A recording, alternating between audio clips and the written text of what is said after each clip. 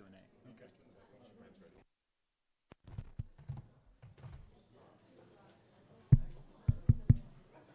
I think we're good. Yeah. Here we can adjust the volume. Hi, everyone. I want to thank you for coming to our event. It's hosted by the business leadership community and the APIA affinity group. And we have our social medias here up on the screen if you want to go ahead and follow us on Instagram, Twitter, Facebook. So I'm Jet Geimer. I am one of the project managers for the business leadership community. And this is Sunny. Hi, I'm Sunny. I also go by Yi-san. I am an affinity coordinator in the student engagement. I am a resource center for students who want to learn about AAPI culture, history, and our community. So I am here to help support the students here and the communities they come from. Great. So a little bit about the business leadership community. We are a club that focuses on business-related events like accounting, finance, marketing, networking, stuff like that. And we create a great opportunity for students to gain insights and kind of network in that community. I'm going to... We have a couple of upcoming events in the BLC. So on May 24th from 6 to 8 p.m., we have our alumni night. So great opportunity to come meet people who have graduated Bellevue College and who are in their career, maybe figure out what kind of path you'd like to take. And that'll have catering, and it's just a great time. And on June 9th, we have our business etiquette lunch with Monica Cortez Vijaro, and that'll be at the Renton Technical College in the culinary room. That's a great event, learn how to eat in a professional setting. I went last year and I learned that when you're eating a salad, you can only eat 2 pieces of lettuce at a time, which I didn't know, so a lot of learning. And that's at 1:30 to 3:30 p.m.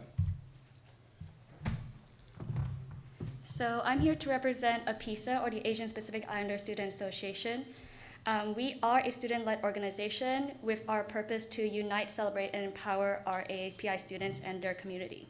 So we try our best to provide opportunities for our students to share about themselves, learn about other cultures, and learn more about themselves that they may not be aware of, and also promote our history, culture, and our concerns to the larger community.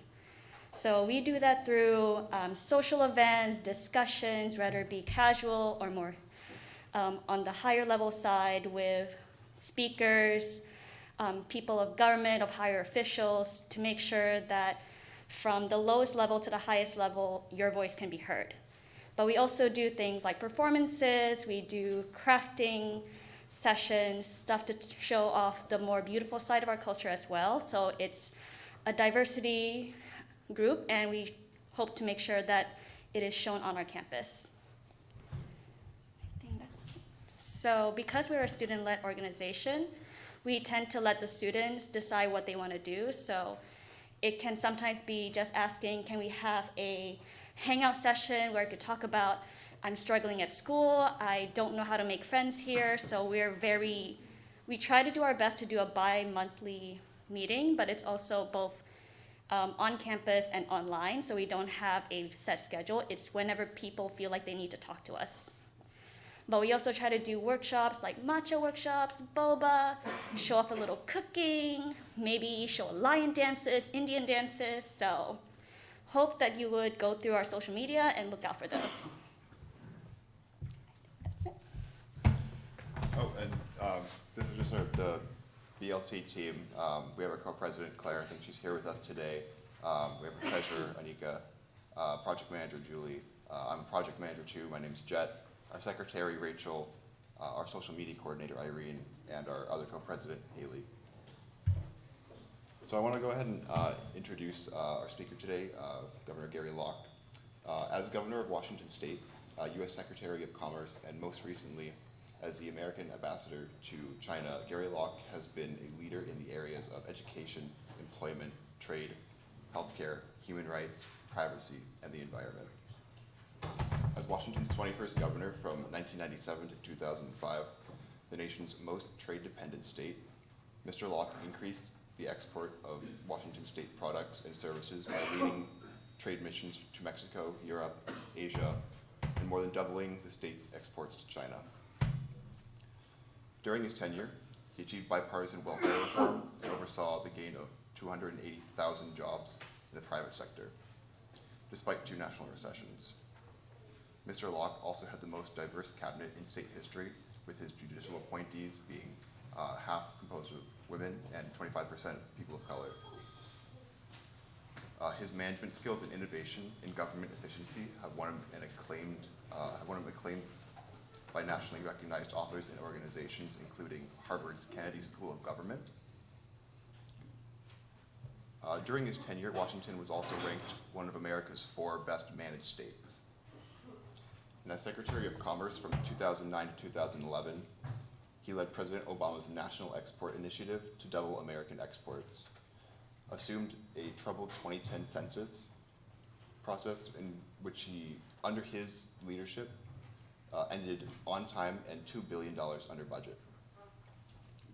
He also achieved the most significant reduction in patent application processing in the agency's history, going from 40 months down to 1 year.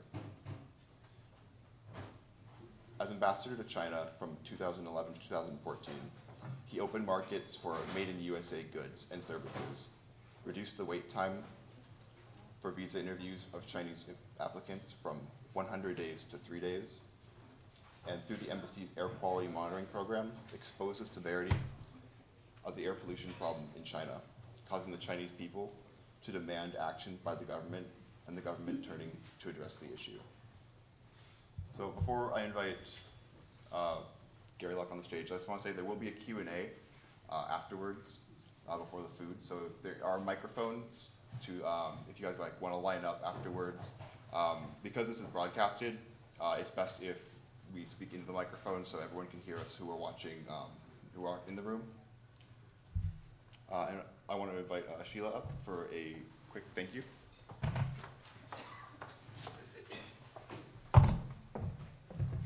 Good afternoon. I'm Sheila Lozanne, and I am one of the co-advisors for the BLC, along with Judith Paquette and Leslie Lum. So today, we wanted to thank Governor Locke. Governor Locke, we want to thank you for all the support you have provided the BLC, business leadership community, and all of our students. In your tenure, you have presented to the students on your perspective on China. You were instrumental in the agreement with UW-Bothell at Bellevue College. You're working on the American Indian Bachelor Initiative. You have attended the BLC Alumni Night and gave opening remarks. You have taken pictures with students, which they will cherish. And this year, you have supported the club to keep it sustained. Thank you for all of your support and making the college better for all of our students.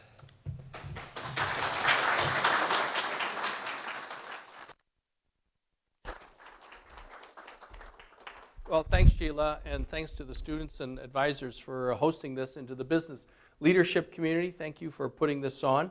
And to APISA, the Asian American Student Organization here, thank you very much for hosting this. You know, I guess there's a big meal out there. And the shorter we can keep this, the sooner you all get to eat, right? And we don't want the food to get cold. But I did have some short remarks, and then I was going to open up to questions. But seeing the composition of this group here, maybe we should be hearing from you. But let me just first say something about business leadership community. I mean, the events that you all put on for the alumni and the meeting and the group that you're going to have, what is it, May 24th, a week from now. I mean, those are so well attended, and it's really exciting. I think the business leadership community events are some of the most attended and most exciting events that we have on campus, especially in the last several years during this COVID. So I really want to thank all the advisors and all the participants in the business leadership community for all that you're doing. So I'll just try and keep it really, really short here, and then we'll open up for questions. First of all, I guess I have a big question for all of you. How many people are from China and came here within the last 10 years? Have been in the United States for 10 years or less? 10 years or less, all right? How many people were born in China? Born in China. Born in China. Okay, all right. How many Asian Americans born here in the state of Washington? Okay, all right, good. All right. Well, anyway, I really think that for those who are recently from China, whether international student or permanent resident, I'd love to hear some of your perspectives and hear some of your questions. But you know, when Nixon went to China 50 years ago, it's almost maybe 51 years ago, 1972, I don't think anybody could have ever imagined the huge transformation that China would go through in just a few short years.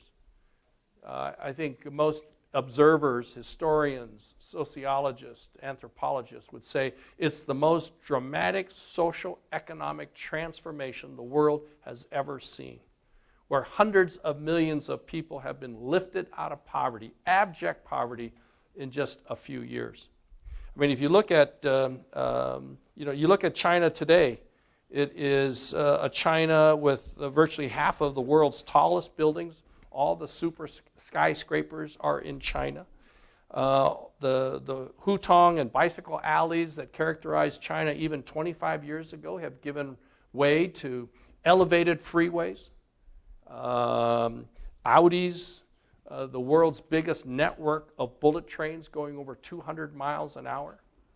I mean, since the Beijing Olympics, China has built some 16,000 miles of high-speed rail, trains going over 200 miles an hour. That's enough to crisscross the United States 6 times. And yet here we are in the Puget Sound region, and we're building a light rail system that only goes 35, 40 miles an hour, and we will not have a light rail that goes from Mercer Island to Issaquah until 2040. 2040. And yet China has built 16,000 miles of high-speed rail, 200 miles an hour, enough to crisscross America 6 times. And we really don't even have any high-speed rail in the United States. You know, and at the heart of this huge economic social transformation is the rise of a middle class, in which now, in just a few years ago, only about maybe 4 or 5, 10% of the households in China were middle class. Now it's almost 3/4 of the entire population, and almost 50% or a little bit more than 50% of the middle class living in the cities.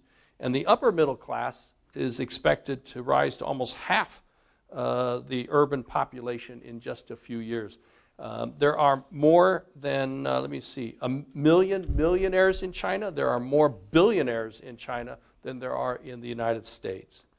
And of course, you're seeing so many of the middle class traveling all around the world, and they're shopping in our malls, and they're at Costco, they're at Target, they're at Tiffany's, buying stuff because it's cheaper here, and then they can, even with the airfare, they then take it back with them to China. When Nixon first went to China, the amount of two-way trade between our two countries was about $100 million, and very few jobs in China or the United States depended on that trade. Today, over $1.5 billion of trade each day going between China and the United States. And millions of jobs in China depend on that trade and exports to the United States, and hundreds and thousands of jobs in the United States depend on that trade. So our economies are so interdependent and so intertwined. So much of what we buy every single day, whether it's at Target, Costco, Home Depot, Dick's Sporting Goods, Nordstrom's, made in China. Made in China. Virtually all the microwaves that you buy, whether it's Whirlpool, GE, Bosch, or whatever, they're all made in China.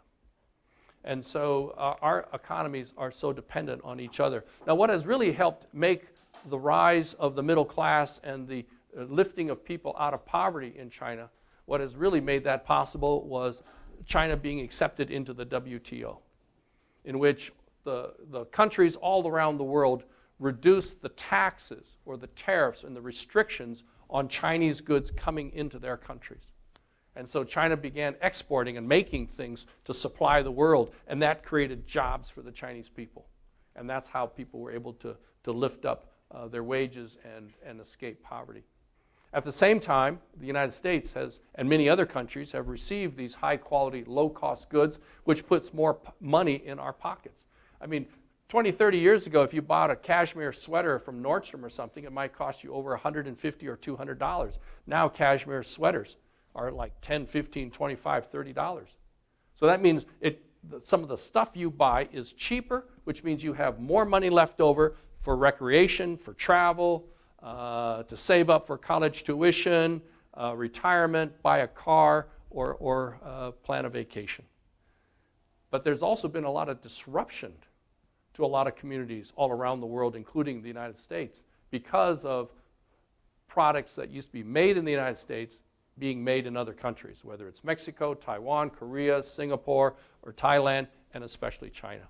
And the United States has not done a good enough job taking care of the people who used to make these products here. Not enough government support in terms of job training and retraining, or helping communities, cities, and people and families make a transition to a new way of life. And that's why there's a lot of resentment about trade. Now, when China opened up, when China was able to move into other countries and sell their goods, there was a lot of expectation that China would also open up and allow American goods and American products and services to go into China. And that really has not happened. China has not really lived up to its promises and the assurances and the expectations that people had when these other countries allowed China to join the WTO, and these other countries lowered their restrictions and barriers to having Chinese goods coming in. So there's been a lot of resentment by people, businesses, workers, and government officials from around the world about China's non-compliance or non-follow-through when it joined the WTO. And so you have in many parts of Chinese society and economy areas that are off limits to foreign direct investment. The banking sector, I mean, American banks, foreign banks cannot really offer products or services or do business and operate banks in China. But you have Chinese banks over here in the United States. In the oil and gas industry, in so many sectors in China, foreign investment participation is not allowed. Where investment is allowed, it has to be a partnership between the U.S. or foreign company and the Chinese company. And the Chinese company has to have, let's say, at least 50%, 51% ownership. And so the American company, let's say, works with the Chinese company, and maybe it's an agreement to work together for 10 years. And after 10 years, the partnership breaks up. But in the meantime, the Chinese company has learned everything from the American company and doesn't need the U.S. company anymore as part of the partnership and goes off on its own. And so there's a lot of resentment there. Intellectual property. People can copy the Starbucks label and pretend they're a Starbucks store. Or they can take an American product and copy the brand name and the logo and pass it off as an American product when it's really not an American product. And the court systems there, the judges are not lawyers. They're not trained as lawyers. And so legal enforcement of intellectual property and trade secrets is very, very haphazard. It's not as sophisticated. It's getting better. They're trying to make their court system modeled after the U.S. court system, but they have a long ways to go. And then the government favors the local businesses. They give local tax money or government money so that the Chinese companies can operate at a lower cost because they're getting all this government money, which makes it easier for them to compete against other companies, foreign companies, and sometimes make the Chinese products so much cheaper compared to the American or foreign product. Well, that's not a level playing field. We all believe in competition, but it ought to be a level playing field and let the best product, the best service win the day. So against this backdrop of huge frustration by foreign companies, foreign governments toward the economic policies of China, and China not living up to what it had said it was going to do when these other countries lowered the restrictions so that Chinese goods could come in, which then benefited the Chinese people. There have been government efforts from around the world trying to say, what can we do to make China follow the rules? And that's why President Trump, a few years ago, imposed these tariffs on Chinese goods coming into the United States. Now, President Trump said that these tariffs are being paid for by the Chinese. Wrong. They're paid for by the American consumer. So when Dick's Sporting Goods orders all this stuff from China and it comes onto the docks of Seattle, Dick's Sporting Goods or Nordstrom or Costco or Home Depot, they have to pay the extra tax. And then when it's more expensive for Costco or Home Depot or Walmart, so what do? They pass it on to the consumer. The New York Fed and the Wall Street Journal has estimated that the impact of these tariffs imposed by President Trump on virtually all Chinese goods coming into the United States is costing the average American household $800 more per year. So Americans are paying for this. You know, when you buy shoes at Nordstrom, when you buy a screwdriver at Home Depot, you're paying extra because of the tariffs. Now, China retaliated against the United States by saying, okay, if you're going to impose a tax on Chinese goods going into the United States, we're going to impose a tax on American goods coming into China. So that made the American products more expensive to the Chinese people, and so that has hurt American companies. And they've not been able to sell as much overseas, and when you don't sell as much, you don't need as many employees, and so that has also hurt employment for the American people. Now, the funny thing is that Americans don't have much of a choice in buying these goods at Home Depot and Walmart and Nordstrom's or Dick's Sporting Goods, because virtually everything is made in China. So much of it is made in China. There's no substitute. Virtually all the microwaves that you buy are made in China, so you're going to have to pay that extra tax that's imposed, passed on by the supplier. But there are many substitutes for American products in China. The Chinese don't have to buy Boeing airplanes. They can buy Airbus. They don't have to buy American soybeans. They can buy Brazilian soybeans. They don't have to buy GE X-ray equipment. They can buy the German Philips brand, and the list goes on and on and on. So actually, it's been American companies and American households who have really suffered. President Trump had the right idea, the right strategy. He understood what the problems were, but the objective was right, wrong strategy. Right objective, wrong strategy. What really should have been done is having a whole bunch of countries impose tariffs on Chinese goods. Because what is China going to do? Impose retaliation tariffs against the goods coming from all around the world?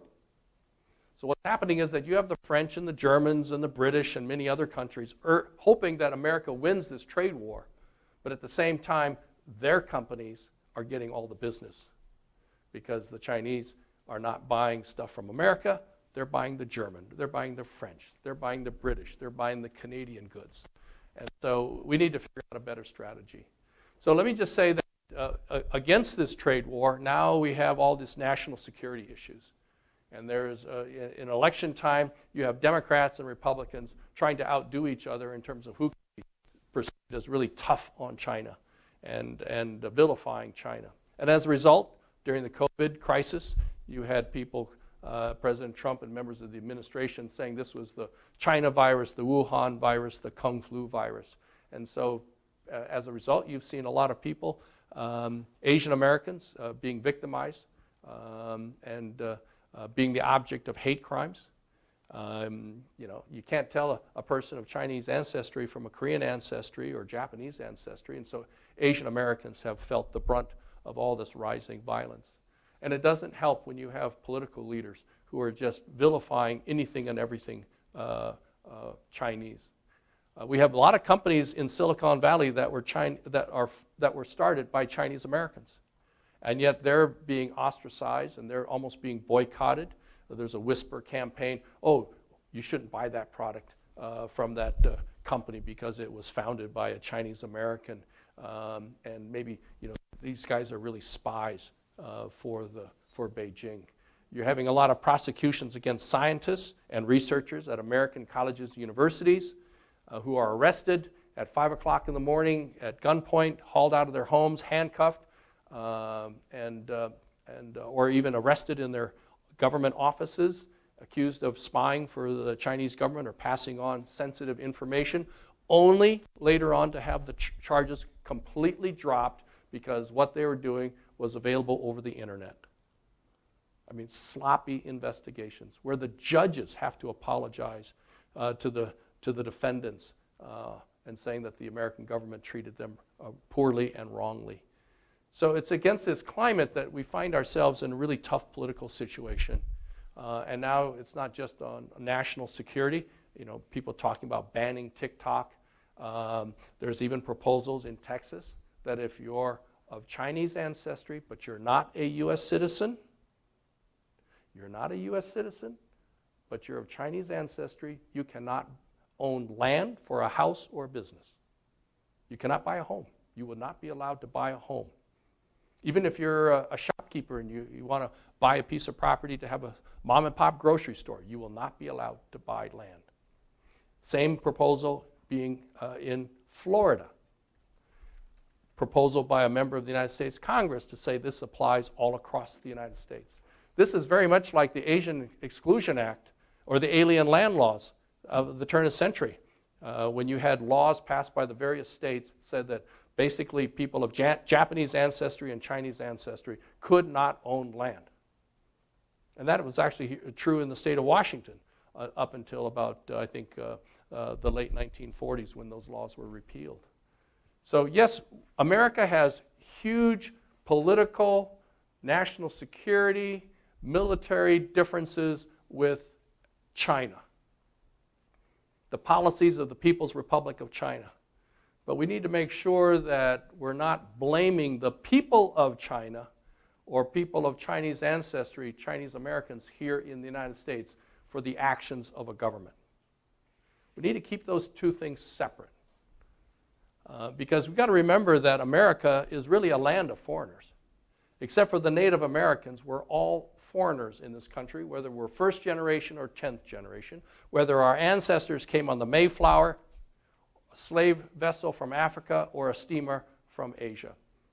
And it's been that generation after generation of new people coming into America with different ideas and values and cultures and languages and religions that has created this dynamism, this energy of America.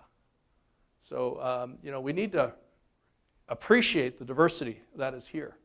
And yes, we will always have disagreements with other governments, whether it's the British government, the French government, the German government, the Israeli government. But we should not take out our differences with those governments on the people of that same ethnicity. And so I think that we're entering a very dark period in U.S.-China relations. I'm not sure. I think it's going to get worse over the next several years before it can get better. But it's really going to depend on people like you spreading the word about the contributions of Asian Americans and all ethnic groups to our society, and trying to understand the history and the culture of all countries. What works in America may not work for another country. Certainly the political legal system of France is very different from the political and legal system of the United States. We need to understand those differences and appreciate them. Try to bring the best of all other parts of the world to America and hope that with all the international students that we have here, that when they go back home, they'll also be able to bring some of the best of what they've seen in America to their native countries and to help their countries grow and prosper and be more free and open. So anyway, I've talked long enough, and I'll open up to any questions that you might have.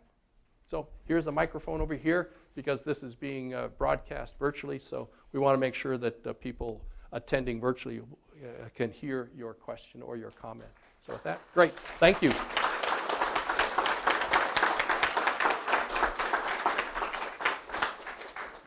Any questions or comments? Got to come up to the microphone right over here. Right over here. Make your way.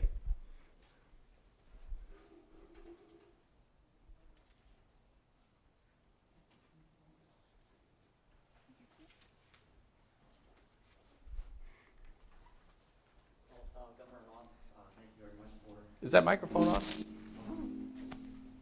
Do we have that on? All right. Nope. I don't think it's on. It's on.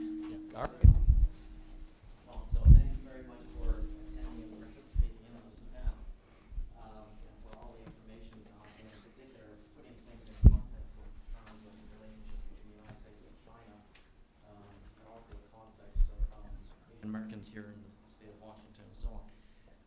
So I've been involved in civil rights for Asian Americans for maybe 30 years or so. And so, as you know, Asian American Studies courses were canceled here at Bellevue College during the pandemic. Do you have any idea when those classes will be coming back? Well, actually, we had a class this spring. So I don't think it was canceled. I think we were able to get those resumed. You know, I think it's offered on I think it's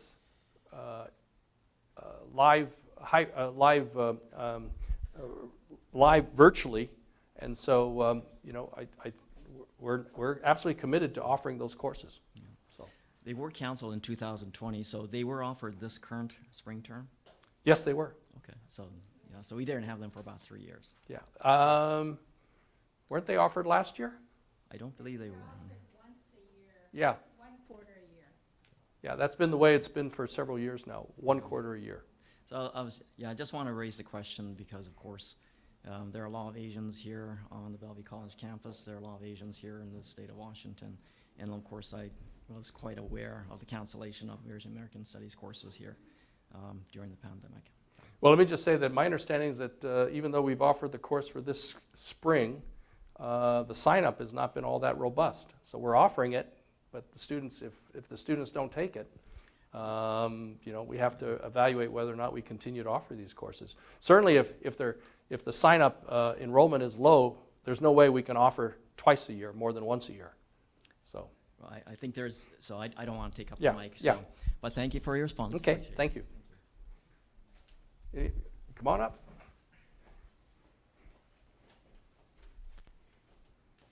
Okay. So as you said, with the Trump administration saying tariffs on Chinese trade of American goods and all that stuff, with the Joe Biden administration, to my knowledge, they've recently gone into moving factories into domestic American factories such as semiconductors and things like that.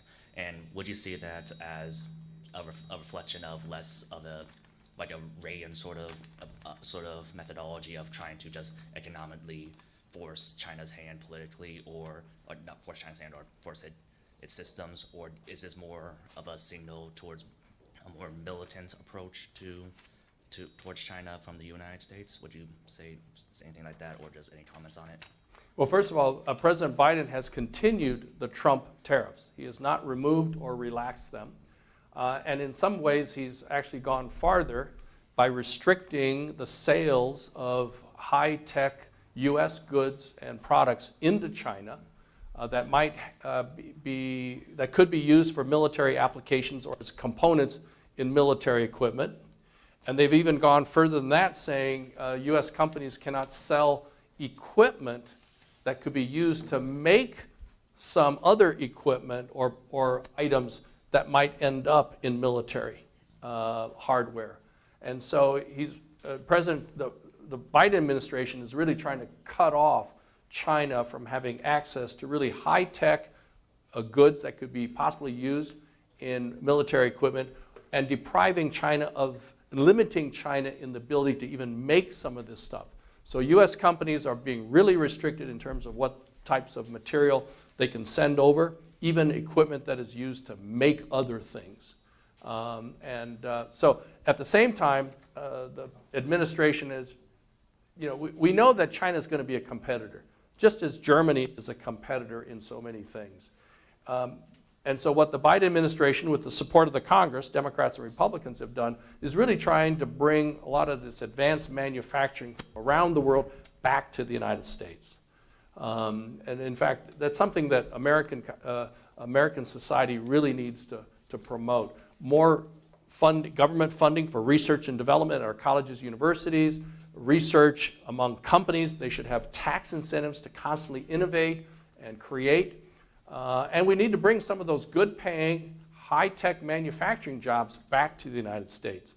And so the so-called CHIPS Act has tax incentives for advanced chip manufacturing. A lot of our chips now are made by Taiwan Semiconductor in Taiwan. They export also to other parts of the world, including China. Taiwan Semiconductor, using this tax incentive, is hoping to open a big factory in the United States. Many companies that are making solar cells are now using this tax incentive to locate their jobs here in the United States. And that's good, because no country ever wants to be dependent for so much of what they use on one other country. We saw that during the pandemic when so much of the protective gear that we relied on was coming from China. But China was being shut down because of COVID, and their factories were closing, and yet we needed the equipment here. And we were so dependent on everything coming from China. And China doesn't also want to be dependent on high-tech goods from America either, so they're really promoting the development of a high-tech industry within their borders. And so it's important that all companies have a supply chain from around the world, that America is not dependent on chips coming from Taiwan. We're not dependent on protective gear just from China. Nike wants to spread out their factories around the world. And so this decoupling and diversifying supply chain is actually a good idea. But part of the strategy of the United States, fearing the competitive rise of China, especially in high-tech military type equipment, is restricting what US companies can do in China. And we're also trying to develop our own capability and improve our own sources here within the United States. So, all right, thank you. All right. Yeah, next question. Hello? Yep. I've been hearing a lot of rumors that China will take military action against Taiwan, and if that does happen, what will be the immediate fallout due to things like the semiconductor industry being so prevalent in Taiwan? Well, it would be terrible if there was a war or military action by Beijing against Taiwan. It would destroy, you see what's happened to Ukraine.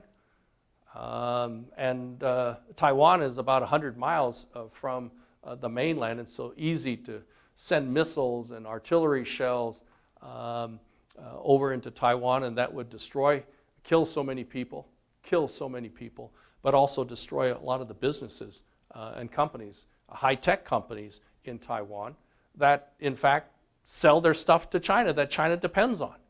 So it's any type of military conflict between China and Taiwan must be avoided at all costs. And I think what most people fear is that a war could break out not by design or on purpose, but because of an accident between, let's say, two pilots whose planes, they're jockeying and they're trying to, out-macho the other person and say, you give way, I'm coming through, you turn away. But the planes collide and someone dies. You're going to have an armed conflict. Someone's going to retaliate. And then it spins out of control, and it's too late. You have two ships approaching each other, and the captains are saying, no, you veer to the port side. And instead, it's almost like, two cars coming down the road. Who's going to play chicken first, right?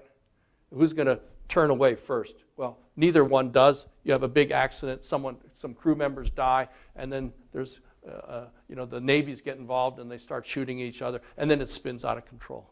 That's the thing that I think most of the military people fear the most. An armed conflict, not because it was done on purpose, but because it was never planned. And so that's why it's so important that we try to lower the temperature and have constructive dialogue between all the players within the Asia-Pacific region, and making sure that people understand what they're doing, that if it's a naval exercise, that there's advance warning, that people are not caught off by surprise. So. Thank you. Next question. Hey. Hey, thank you, Governor Locke, for your for your succinct but very comprehensive context about U.S.-China relations, which gives us a very good context of understanding, what's going on and where we might be going. But before I ask you my question, I have a little commercial here for the wonderful Telos program of Bellevue College. And if you go onto the webpage of that program, underneath history and current affairs, there is a course, a non-credit course on U.S.-China relations. It talks about the past 50 years of U.S.-China relations from Nixon's time to current. And it just goes into the depths of what Governor Locke has just talked about. So my question is, where do you think the current leadership of China is taking the country? And also, secondly, what do you think about Biden's China strategy? I sit down and listen. Well, in terms of the Chinese leadership, I think President Xi Jinping has tightened his control over China. He's now been able to change the Chinese constitution to have basically a presidency for life, and with no term limits. And he's really focused on maintaining power and central power. He really wants to bring China back to its historical preeminence in the world. China has a very proud tradition and history in which, a couple hundred years ago, it was viewed as the most advanced civilization on the earth. But because of the policies of some of the previous rulers of China, as well as wars with the Western powers, and the inward-facing policies of some of the past emperors, China has declined. And China got rid of its big navy. It did not modernize and open to the West, and so it became very backward economically. It's interesting, right now everybody's concerned about all the drugs and fentanyl and the ingredients coming from China that is used to make illegal drugs. Well, over 100 years ago, China was resisting, it was the West, the Western countries who were trying to sell opium into China, all right? And the Chinese government was trying to stop opium from coming in, and there was a war with the Western countries. And China, because it was weak militarily, lost. As a result, you had all the Western countries from Germany and France, the United States and Great Britain occupying various parts of big cities of China, like Shanghai. And actually those foreign governments controlled different districts of Shanghai. And China has never forgotten that. They felt very humiliated. And then, of course, the Japanese invaded very easily prior to World War II, and that was a source of great embarrassment. So everything that China's been trying to do over the last 20, 30 years is to really try to prove to the world that it's come back.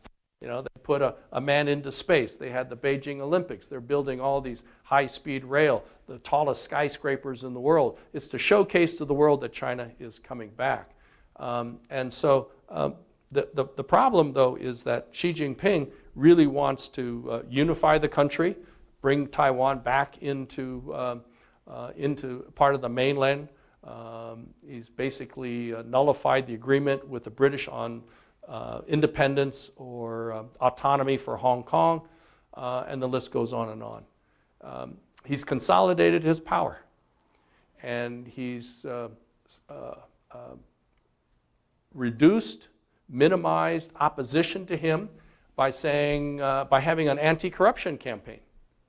There's a lot of corruption in China within the military and among local government officials, and so he threatens people by saying, I'm going to bring you up on corruption charges if you disagree with me too loudly.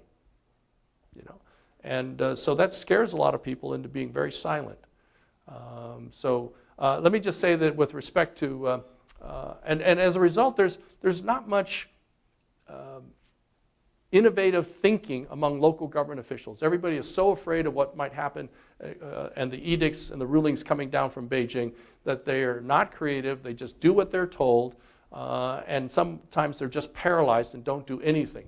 And we saw that during the pandemic, COVID pandemic, in which local government officials were not really sure how to proceed. And even just within the last year, these lockdowns of cities in which whole cities were shut down, people could not leave their homes. It was because they did not have direction from Beijing. They did not want COVID to get out of control, so they came down with a very heavy-handed approach because they don't know what Beijing is going to do to them if they try to be different, creative, or take a risk. In terms of President Biden, I think he's continuing these policies toward China. They're trying to be a little bit more strategic. They're not rolling back the Trump tariffs, even though those were very broad brush, because right now with the election coming up, he doesn't want to be perceived as being soft on China. And if anything, he's being even tougher, but doing it in different ways by identifying certain types of machinery and equipment that cannot be sold to China. So, another question or comment? Yeah. Yeah. Another question? Yeah, we have a question Oh, yeah. from Okay. the audience in the virtual audience. Yeah. Does China have any plans towards relations with North Korea? North Korea. Well, North Korea and China depend on each other economically. North Korea is a very, very poor country, and so they depend on a lot of things coming from China. At the same time, China buys some products from North Korea.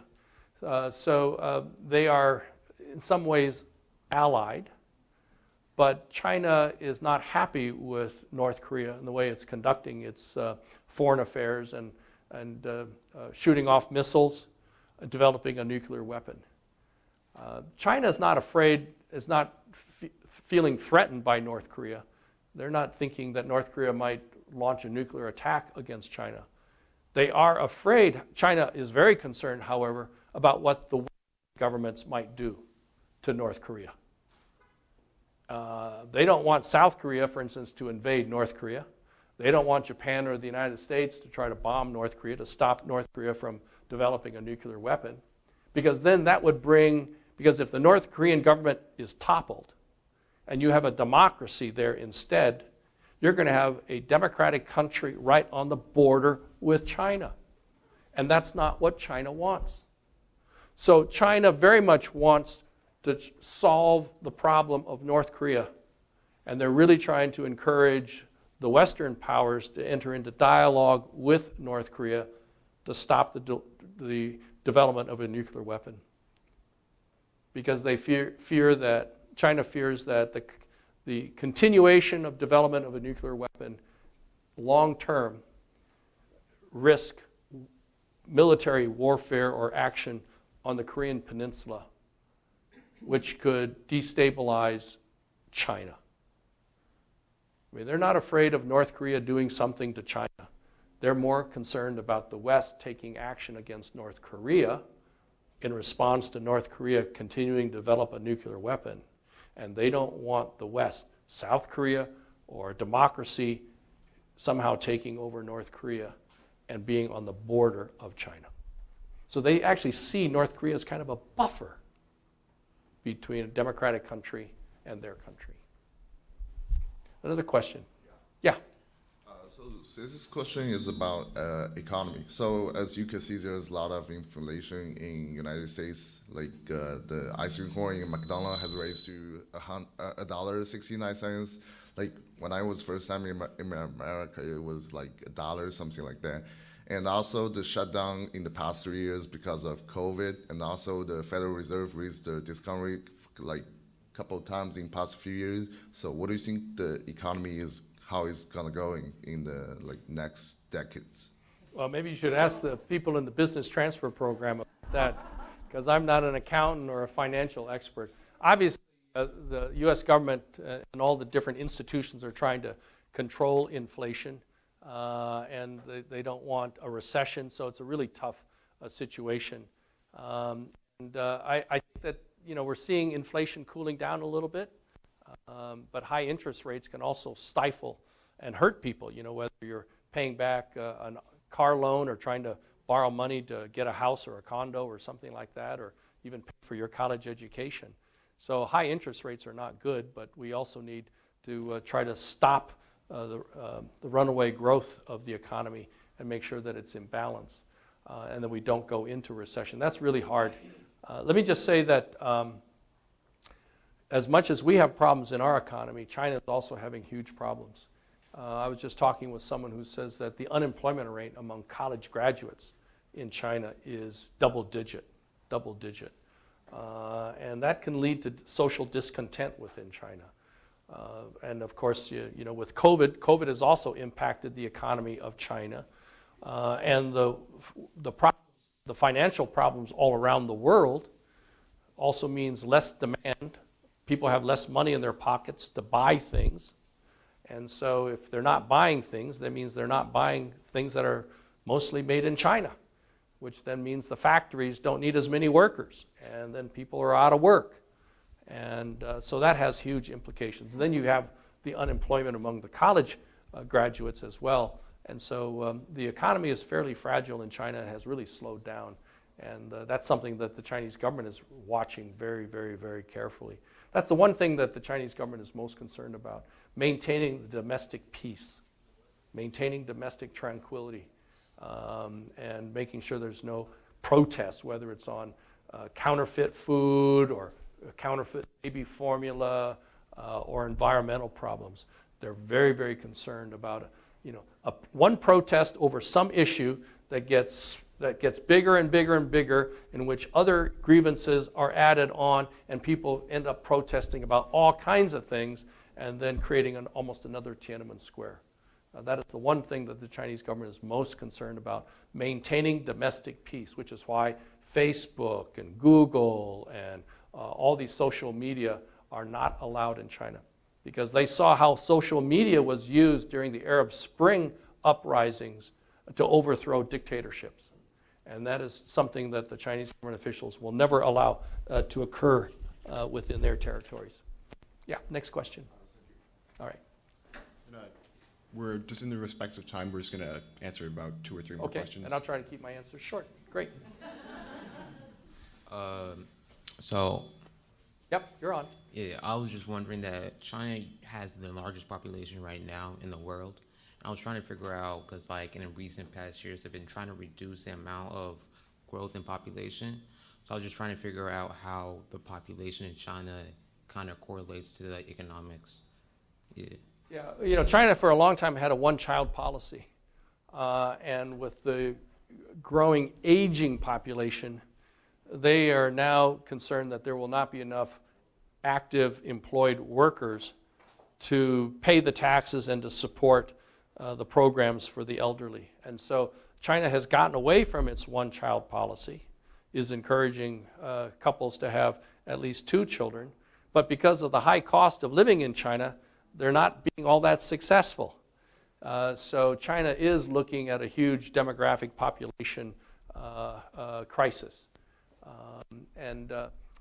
So that's a problem. Let me just say, because I know our time is limited, America and the United States have huge fundamental differences with China, whether it's on their economic policy, whether it's intellectual property enforcement, whether it's unfair Chinese government subsidies toward their companies that then put all other companies from around the world at a competitive disadvantage.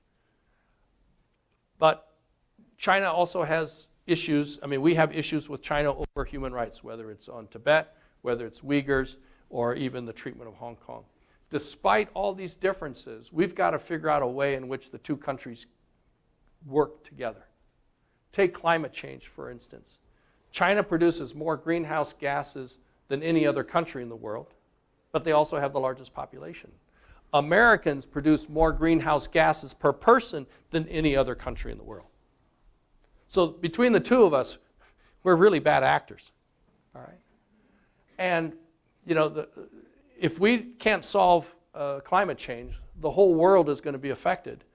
And maybe 50, 100 years from now, people will not care about the incredible, 100 years from now, the world may just blame both the United States and China for taking us over the precipice of irreversible climate change. And they're not going to give a hoot about all the great contributions and inventions that China has made to world civilization over thousands of years: the printing press, the compass, seismograph, gunpowder, the clock, and everything else.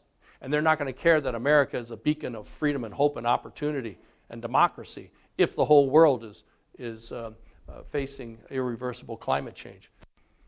That's why it's so important for the United States and China to work together, because some things cannot be solved by the United States alone. If the United States were to dramatically reduce carbon emissions, but China does nothing, our sacrifices mean nothing. If China were to make incredible reductions in greenhouse gas emissions, and they're doing a lot, and we don't follow suit, their efforts will be for naught, and the world will still blame both of us. the list goes on and on, whether it's solving the issue of North Korea, climate change, finding a cure for the next pandemic, and there will be another pandemic, or finding cures for cancer and other dreaded diseases, or fighting global terrorism. The world is looking for leadership between both the United States and China working together. We've got to figure out how we can address these issues, whether it's human rights or national security, in a way that does not stop us from cooperating on these things that the world is demanding of these two countries. Was there another question up there? Yeah. Hi, sir. I'm from Kyrgyzstan, the country in Central Asia, the borders China. I would like to ask about influence of the United States in Central Asian region. Yeah, thanks. Well, I think you're seeing China trying to expand its influence by offering all kinds of assistance to other countries around the world. This is something America used to do many, many years ago. We had, right after World War II, a really robust, strong foreign aid program, helping other countries, building hospitals, building roads, helping clean water, putting in clean water systems, and building schools and things like that, to try to help lift other countries up. We've stopped doing that, and as a result, China, with all of its wealth, is now stepping into the vacuum and developing political friends around the world. They're also loaning other countries a lot of money. Some of these are on very bad terms, and when the countries can't pay it back, then China actually takes over like a port, or almost like parts of a city. And so some of these other countries are beginning to say, whoa, we better rethink some of these loan agreements because they're not really good for our own countries. But nonetheless, China is stepping in because the United States has really stepped back. And even you'll hear from members of the Defense Department in the United States, the generals and others, saying the key to our defense superiority and our ability to respond to world crises is having friends. So you actually have people in the defense agencies saying the United States should spend much more money on foreign assistance to other countries. So, yeah. Another question? Was there a last question? Yeah. Also, what do you think about Siberia in Russia and the Chinese in Siberia? Yeah. Well, I don't know that much about what China's doing in Siberia, but let me just, it does open up this issue about what China's doing with Russia in terms of Ukraine. So China is buying more stuff from Russia, and that helps Russia because if Russia, with all the sanctions that the West has imposed on Russia, and not allowing, with many countries of Europe not buying their oil and natural gas, and cutting down on buying things in general from Russia. Russia needs that money to pay for building bombs and missiles and ammunition that it is using in the invasion and the attacks against Ukraine. So China is willing to buy that extra oil and gas. China needs it.